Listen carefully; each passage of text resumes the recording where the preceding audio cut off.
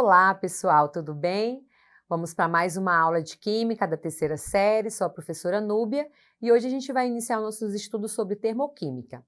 E para a gente iniciar a nossa aula, a gente vai ver quais são os objetivos, o que nós vamos aprender na aula de hoje, certo? Então, o primeiro objetivo nós vamos estudar os conceitos da termoquímica.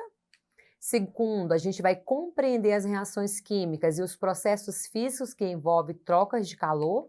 E, por fim, a gente vai aplicar os conceitos na resolução das atividades, ok? Então, para a gente iniciar, a gente vai ver qual é a definição da termoquímica, o que ela estuda. Então, aqui a gente vai observar que a termoquímica é o ramo da química, dessa disciplina, que estuda as trocas de energia na forma de calor envolvidas tanto em reações químicas como nas mudanças de estados físicos, ok? Então, essa transferência de calor que pode ocorrer em reações ou em fenômenos físicos, a termoquímica estuda, tá bom? Então, no primeiro momento, a gente vai ver que o foco, então, principal da termoquímica é estudar a energia na forma de calor. E para a gente iniciar, nós vamos ver qual é a diferença entre calor e temperatura. Então, o calor nada mais é do que a transmissão de energia quando existe diferença de temperatura entre corpos. A transferência de energia será sempre do corpo de maior temperatura para o de menor. Como a gente pode observar aqui, a gente tem dois blocos representados pela letra A e pela letra B, e a gente observa aqui nessa setinha a transferência de calor. E sempre do maior temperatura, como a gente observa aqui, o corpo A apresenta a temperatura de 80 graus Celsius e o corpo B a temperatura de 10 graus Celsius. Então, a gente observa aqui a transferência de calor, ok? E o que é a temperatura? A temperatura é uma grandeza, lembrando que grandeza é tudo aquilo que a gente pode medir, que mede o grau de agitação das moléculas. Como a gente pode observar aqui ao lado, a gente tem os três principais estados físicos da matéria: sólido, líquido e gasoso. Então, a gente pode observar que em cada um desses estados existe um grau de agitação diferente. Então, esse grau de agitação, desses estados físicos é o que a gente chamamos de temperatura, ok? E a gente vai ver as principais características, então, da termoquímica. Primeiro, cada substância está associada a uma certa quantidade de energia, que será alterada quando essa substância sofrer algum tipo de transformação, seja ela física ou seja ela química, ok? Segundo, essas reações e processos são extremamente importantes para a nossa vida no planeta e também são bem frequentes em nosso cotidiano, como a gente vai observar lá na frente sobre as reações de combustão, que é algo que acontece todos os dias em nossa casa, ok? Essa alteração de energia irá sempre se manifestar na forma de calor, podendo ocorrer tanto a absorção ou a liberação de calor. As reações químicas que ocorrem durante as trocas de energia na forma de calor se dividem nós podemos ter as reações endotérmicas e a gente pode ter as reações exotérmicas. Então, esses são os dois tipos de reações termoquímicas que acontece a troca de calor. Vamos ver as características agora de cada uma delas. Reações endotérmicas, o que elas são?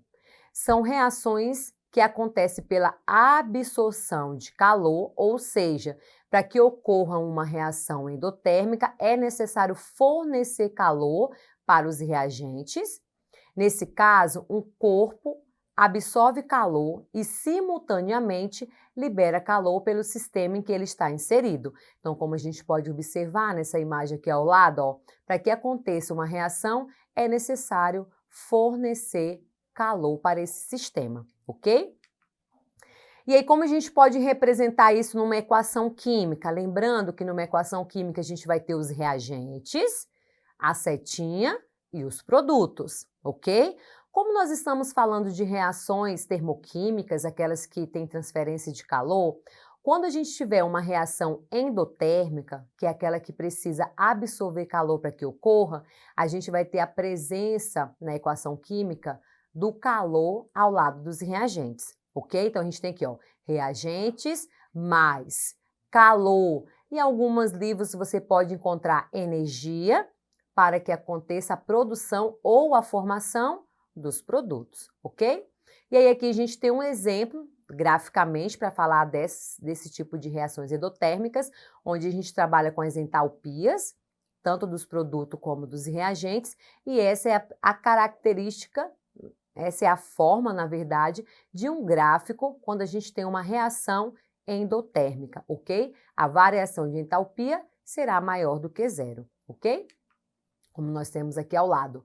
A entalpia dos reagentes será menor do que a entalpia dos produtos. Lembrando que entalpia é o calor, ok? Um exemplo bem comum no nosso cotidiano de reação endotérmica é a reação ou o fenômeno de fotossíntese. Quando a luz do sol penetra em uma molécula de clorofila das plantas, ela absorve uma parte de energia luminosa, de forma que a reação do gás carbônico em contato com a água produza tanto a glicose e a liberação de oxigênio, ok? Então, a reação de fotossíntese é um exemplo de reação endotérmica, ok? O que são reações exotérmicas? São aquelas que ocorrem liberação de calor. Então, o prefixo exo significa para fora. Então, como a gente pode observar aqui ao lado na imagem, ó, a gente tem aqui o sistema, onde vai acontecer uma reação química e está sendo liberado para o sistema, para o meio ambiente, ou para fora desse sistema, energia na forma de calor, como a gente pode estar observando aqui essa setinha e as palavras aqui calor que acompanha, ok? E aí a gente tem aqui reagentes reagindo entre si para formar produtos. Como essa reação é aquela que libera calor, então o calor agora vai aparecer aqui junto com os produtos, porque além de ser formado os produtos, né, as substâncias classificadas como produto, teremos também ainda a liberação de calor, ok? E aí nós temos aqui graficamente representando uma reação endotérmica, variação de entalpia será menor do que zero, e aí nós temos que a entalpia dos reagentes é maior do que a entalpia dos produtos, ok? Então, nós temos aqui um exemplo bem comum de reações exotérmicas, reação de combustão. Então, qualquer tipo de queima ou combustão, que é aquela reação que libera calor, que a gente tem a sensação de aquecimento, tais como a queima da gasolina, do álcool, do óleo diesel dos automóveis, bem como a queima de papel, de gases, são exemplos de reações que liberam calor, ok?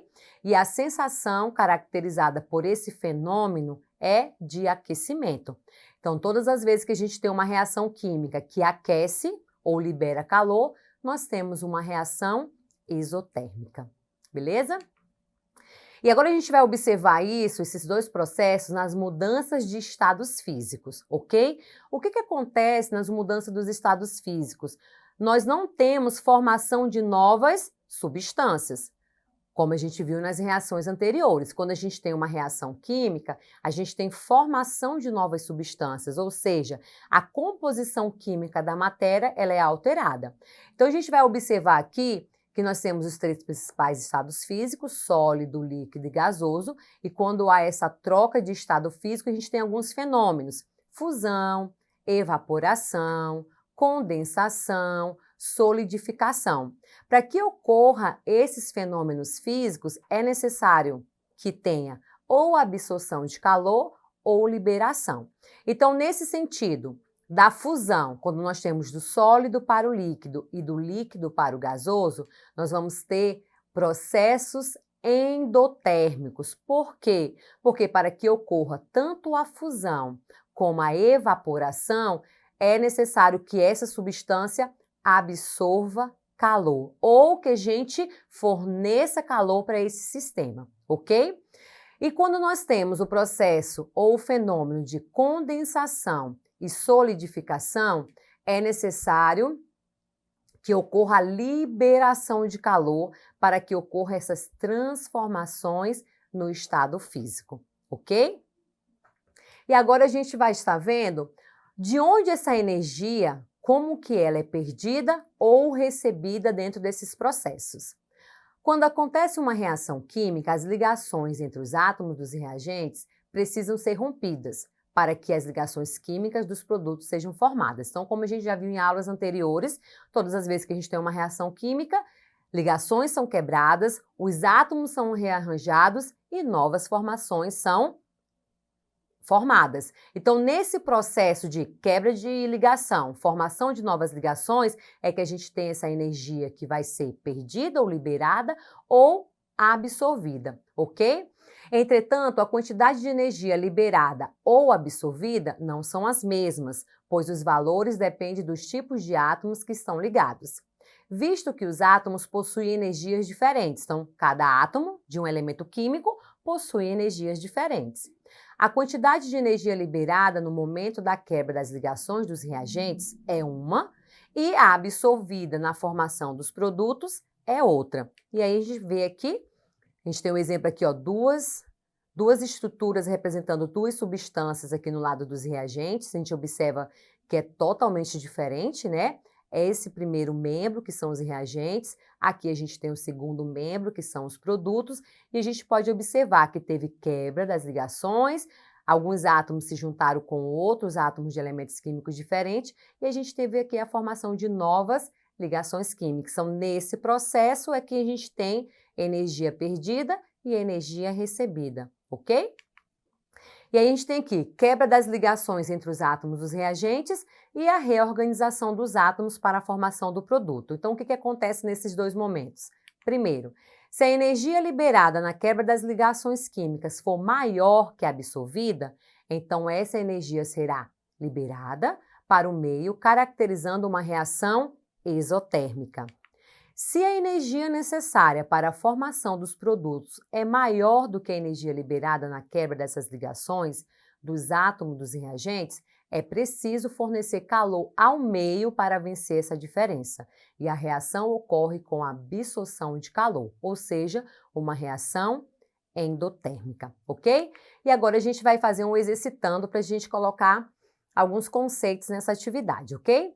Questão 1. Em uma cozinha, estão ocorrendo os seguintes processos. Primeiro processo, gás queimando em uma das bocas do fogão. Segundo processo, água fervendo em uma panela em que se encontra sobre esta boca do fogão. Com relação a esses processos, podemos afirmar que... Então, o que esse exercício quer que a gente faça? Identifique esses processos, classifique esses processos como sendo exotérmicos ou endotérmicos, ok? Então, primeiro, a combustão, como a gente viu, do gás sempre vai liberar calor. Se libera calor, é um processo exotérmico. Já a água, para ela entrar em ebulição, graças ao calor que ela absorve da boca, da chama do fogão, né? Então, para que ela ferva, precisa absorver calor, então isso é um processo endotérmico. Então, a alternativa correta é a letra B. Bom, pessoal, na aula de hoje a gente trabalhou os conceitos iniciais sobre termoquímica, identificando quais são as principais características de um processo exotérmico, endotérmico, trazendo para o nosso cotidiano onde a gente pode identificar esses processos, ok? Não deixe de acessar a plataforma Eduque para rever essa e outras aulas. Bons estudos e até a próxima!